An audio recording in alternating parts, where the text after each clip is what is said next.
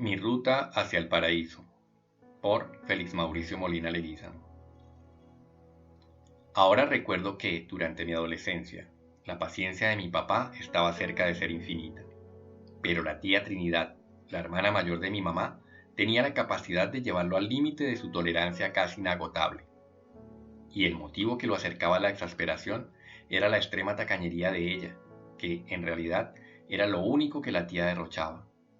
Aún así, mi papá cargaba con ella para cualquier paseo familiar que organizara. También recuerdo que a mi papá le gustaba organizar caminatas los domingos, siempre a principios del año, cuando todavía vivíamos en Bogotá. Aparte de ir casi todo el trayecto a pie hasta Sopó en busca de quesos de la mejor calidad, o a Cibaté a comer fresas con crema, y en una ocasión hasta Fusagasugá por la vía La Guadita con el fin de visitar la finca donde hoy vivo, la mayoría de las veces íbamos a La Calera. Cogíamos un bus bien temprano, de madrugada, y nos bajábamos en la séptima, por los lados de la calle 86. De ahí en adelante caminábamos mi papá, mi mamá, mi hermana, algunas primas que mi papá invitaba, la tía Trinidad y yo, cerca de hora y media hasta llegar al inicio de un bosquecillo, donde hoy están situados un par de restaurantes de renombre. Caminando por un sendero estrecho, rodeados de un paisaje de verde soberbio, llegábamos a una montaña de la cual salían, empotradas por la naturaleza, 3 rocas inmensas, aplanadas, con forma de viseras de cachuchas. Después descendíamos unos cuantos kilómetros para ir en busca de una cascada imponente, cuyas aguas cristalinas y heladas caían desde unos 20 metros de altura hasta un pozo. Después de la caminata y el chapuzón en el agua helada, se nos abría el apetito. Entonces comenzaban las discusiones. La tía Trinidad tercamente se encargaba de la comilona, aunque mi papá hubiera insistido desde el día anterior en que fuera mi mamá quien se hiciera cargo de lo que lleváramos para comer. Pero como ella le guardaba un respeto reverencial a su hermana mayor, terminaba por ceder dejándolo empacar lo que quisiera. El caso es que con una sonrisita de monjita repartiendo caridad, la cual apenas se veía debajo del alerón de su sombrero, que debió estar a la moda por allá en los años 50, iba sacando de una mochila tejida por ella misma la ración de cada uno. Un emparedado compuesto por una sola tajada de pan que había doblado por la mitad, en cuyo interior había media lonja delgada de queso casi transparente y media lonja de jamón harinoso al paladar. De una botella plástica reciclada varias veces, nos servía medio vaso de una bebida preparada con agua del grifo y algún refresco en polvo. Por supuesto, aquella bebida sabía más a agua tibia que a otra cosa. Y al final nos entregaba una bolsita plástica con palomitas de maíz, que comprobábamos habían sido contadas, 30 para cada uno. Mi papá no podía contenerse y le hacía el reclamo discretamente a mi mamá. Pero Aura, te dije que te encargaras tú. Sí, Ricardo, pero ya sabes cómo es ella. Por eso, es tu hermana y la conoces más. Siempre lo mismo. En fin, el alegato no pasaba a mayores porque poco a poco mi papá volvía a su estado natural y terminaba contando alguna anécdota, como la de la vez que la tía Trinidad, por distraída, que era otra de sus características, arrojó por la ventanilla del tren durante un paseo a Girardot que hicieron antes de que nosotros naciéramos, una gallina entera con todo el piquete, porque creyó que le estaban entregando un paquete de basura.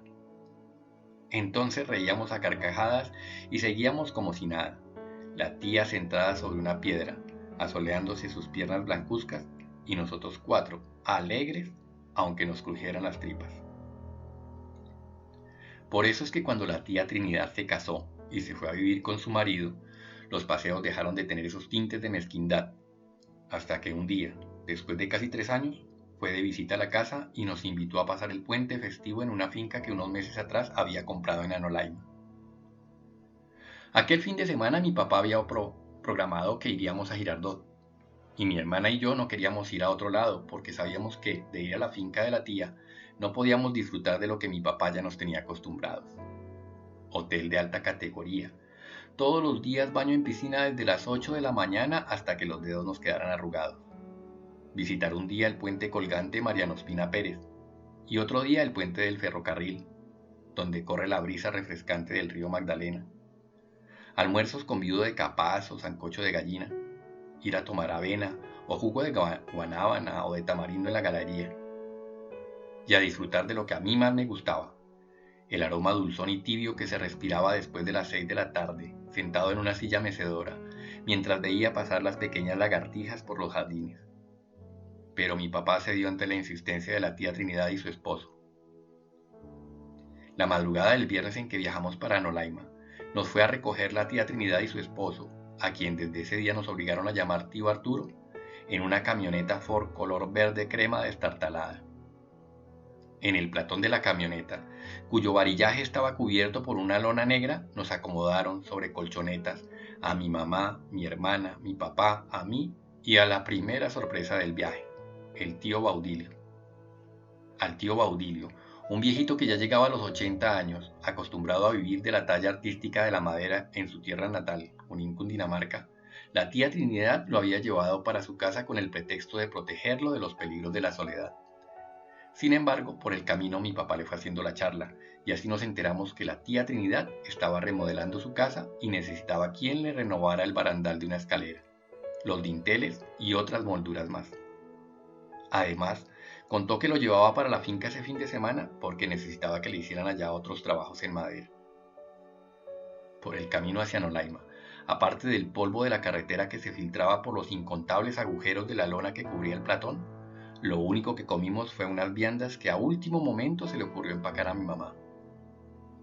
Cuando llegamos, después de un zangoleteo que pareció interminable, bajamos del platón de la camioneta y vimos la finca. No puedo decir que me haya parecido feo el paisaje.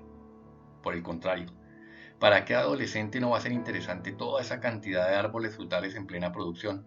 Más, si nunca los había visto así en conjunto.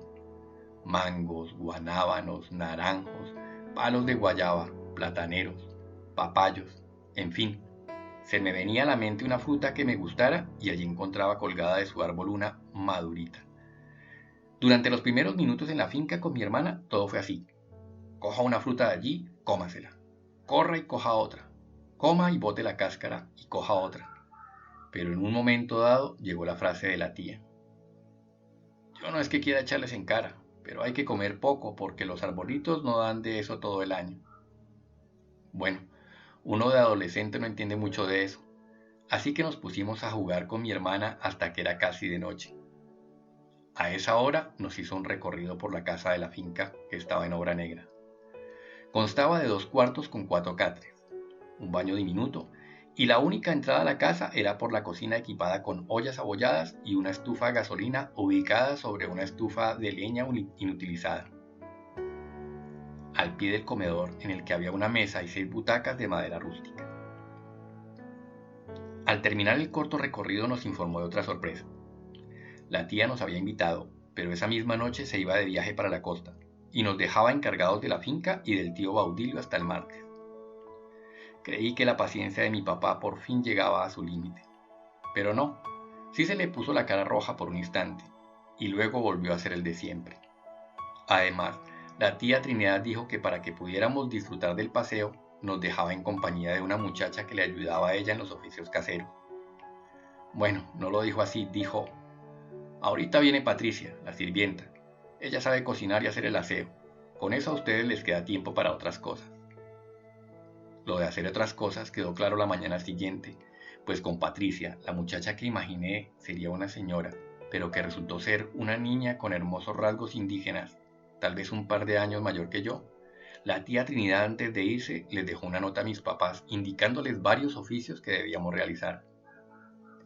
Aclaraba en la nota que mi papá leyó en voz alta durante el desayuno, mientras sonreía, que no había afán, pero hay que llevar los ladrillos de la entrada hasta el fondo del lote, organizar las tejas que están recostadas contra el muro de atrás y podar unas maticas que les dejé marcadas con pintura blanca. Debe ser una broma, dijo mi papá interrumpiéndose, y se puso serio cuando leyó la última parte de la nota. Por favor, no se vayan a gastar las mazorcas del sembrado. Mi papá arrojó la nota sobre la mesa estrecha y dijo, Aura, tan pronto terminemos de desayunar vamos a hacer mercado. ¿Mercado hoy sábado?, preguntó mi mamá. Sí, ya le pregunté a la muchacha y ella me dijo que aquí es así. Cuando terminamos de desayunar caminamos con mis padres y mi hermana hasta el centro del pueblo.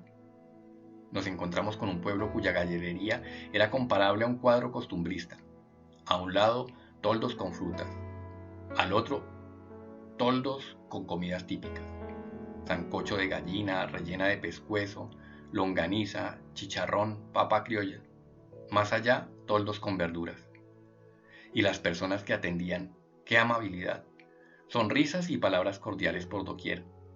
Jamás había visto tal exuberancia de colores en una galería, y el clima era tibio, agradable, tanto que hasta ese momento creía que en ningún otro lugar se podía sentir un aroma similar al de Girardot a las 6 de la tarde. Regresamos a la finca en un campero de los que hacían encomiendas con los víveres que mi papá compró para los 3 días siguientes. Entre el mercado, y esto lo recuerdo bien, mi papá compró las mazorcas más grandes que encontró, diciéndole a mi mamá que con ellas hiciera un ajiaco el lunes. Por la noche, mi papá encontró un juego de parqués, y ya que no había televisor, jugamos hasta bien entrada la noche, al tiempo que escuchábamos los grillos cantando a todo pulmón y los insectos se chocaban caprichosamente contra la lámpara Coleman colgada del techo. El domingo en la tarde, antes del almuerzo, nos sentamos en el comedor a escuchar y ver al tío Baudilio, que sentado en un tronquito, ya que no le gustaba sentarse en las butacas del comedor, cantaba tenuemente mientras tallaba en un trozo de madera la figura de un caballo galopante. El tío Baudilio caminaba con pesadez, pero sus manos huesudas, pecosas y arrugadas parecían moverse con la agilidad y la precisión de un jovencito. Estando los 4 en esas de ver al tío Baudilio desbastar la crin del caballo de madera con su navaja, concentrados en la letra de la cancioncilla que se escapaba de sus labios delgados, que de cuando en cuando soplaban alguna viruta, sentimos a nuestras espaldas un grito de Patricia. Volteamos a ver hacia la cocina. Una llamarada amarilla llegaba hasta el techo. Patricia tenía un galón de plástico en la mano y comenzaba a encenderse. Lanzó otro grito y soltó el galón al piso. El líquido inflamable se esparció. Las llamas escandalosas se extendieron con rapidez hacia la única entrada. Mi papá esa vez no pudo controlarse e inició una carrera compulsiva por toda la casa. Lo seguían en fila india mi mamá y mi hermana. El tío Baudilio, tan de andar pesado, fue el primero que, por entre las llamas que ya lamían el techo, corrió hacia afuera. Yo, mientras tanto, y este actuar se lo atribuyo a haber sido scout por aquella época, analicé la situación. Veía a mi papá correr por aquí y por allá, mi mamá y mi hermana siguiéndolo. Se detenían frente a uno de los ventanales con barrotes y trataban de abrir las ventanas. Mi papá gritaba: «Este también está trancado, auxilio».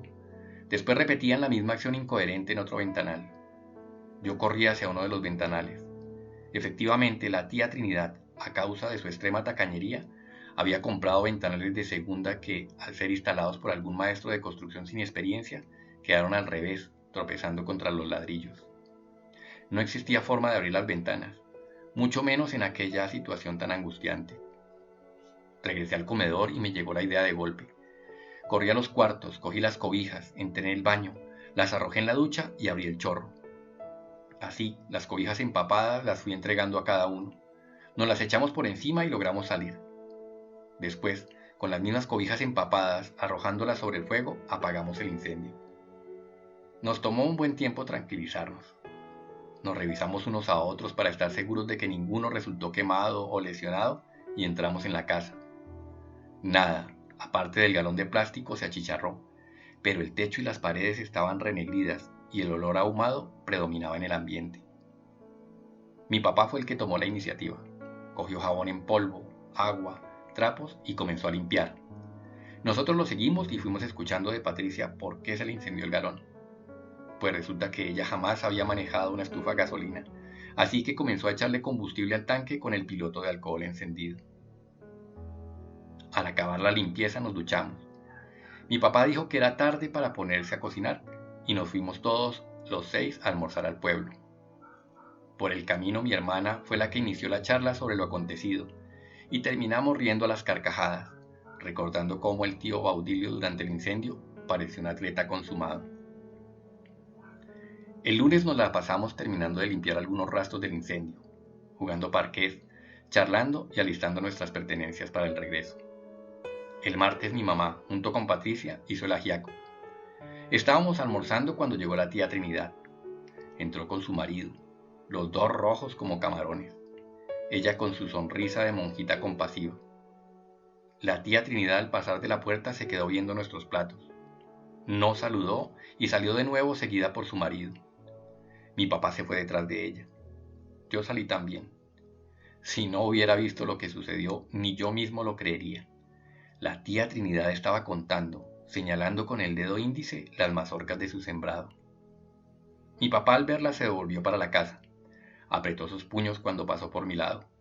Al entrar en la casa le dijo a mi mamá: «Ya está todo empacado, ¿cierto?». Mi mamá contestó sin pararse de la silla: «Sí, pero ¿qué pasa?».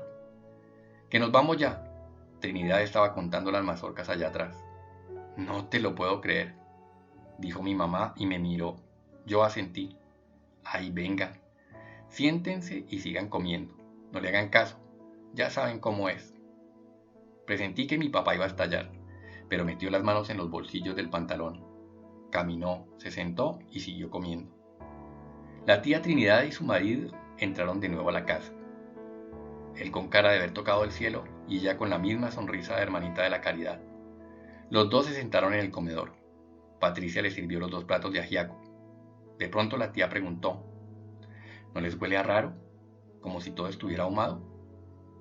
Mi papá entre soplo y cucharada les contó del accidente.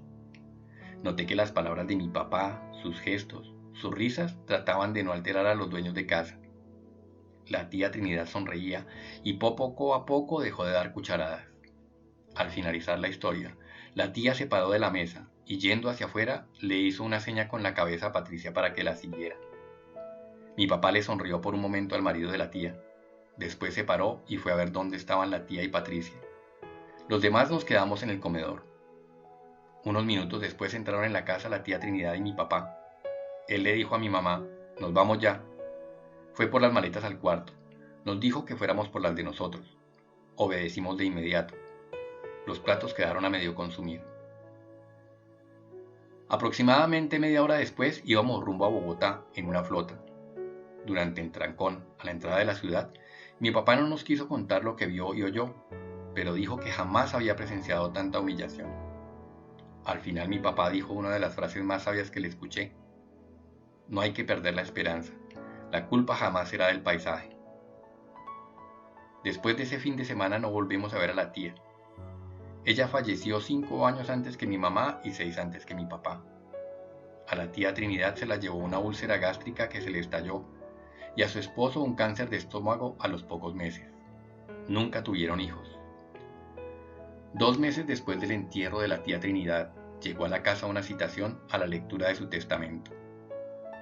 Por medio de la lectura de ese documento nos enteramos que la tía Trinidad dejó casi todas sus propiedades a la beneficencia departamental y le heredó a mis papás la finca en la que vivo, aquí en Chinauta, este lugar paradisiaco, en el cual disfruto de uno de los mejores climas del país y de los atardeceres más maravillosos que he visto. Un sol de la tonalidad de un brasero que tornasora el cielo al irse ocultando detrás del majestuoso cerro Quininí.